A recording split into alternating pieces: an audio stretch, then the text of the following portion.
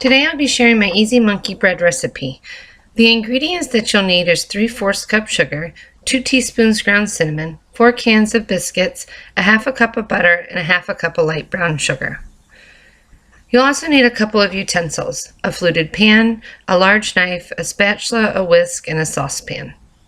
You'll also need some measuring spoons, a teaspoon, a half a cup, and a 3/4 cup measuring cup.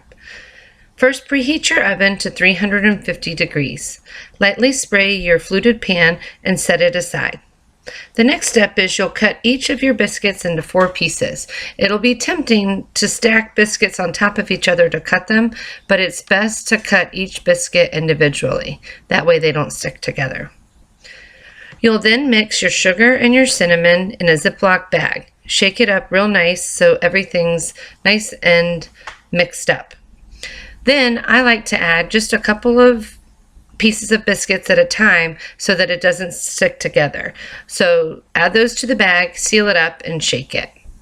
Continue this process with a handful of biscuits at a time. You'll notice that they'll get nice and colorful and that they won't bunch up. If you were just to throw a big handful in there, you'll get a big chunk of dough, and then the cinnamon sugar won't be nicely distributed throughout.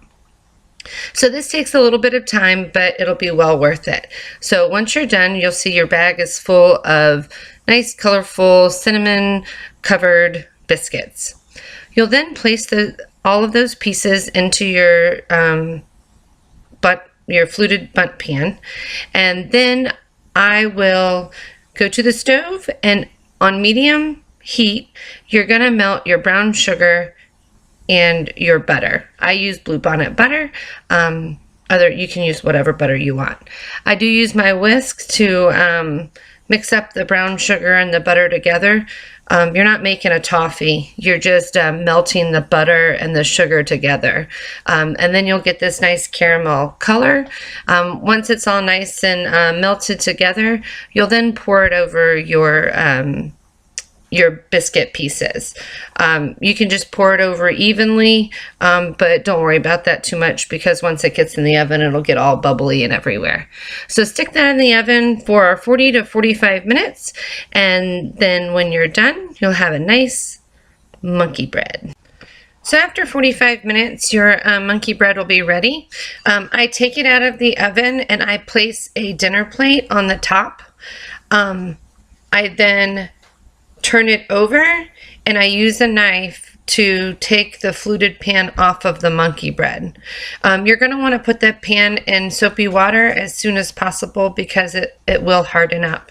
I do use a thicker dinner plate that has a nice concave to it so that the juices stay in. You can serve this with some eggs and grits, and it'll be your perfect Southern Sunday meal. I hope you guys enjoyed my monkey bread recipe, and I look forward to hearing from you guys. Hope you have a great day. Bye.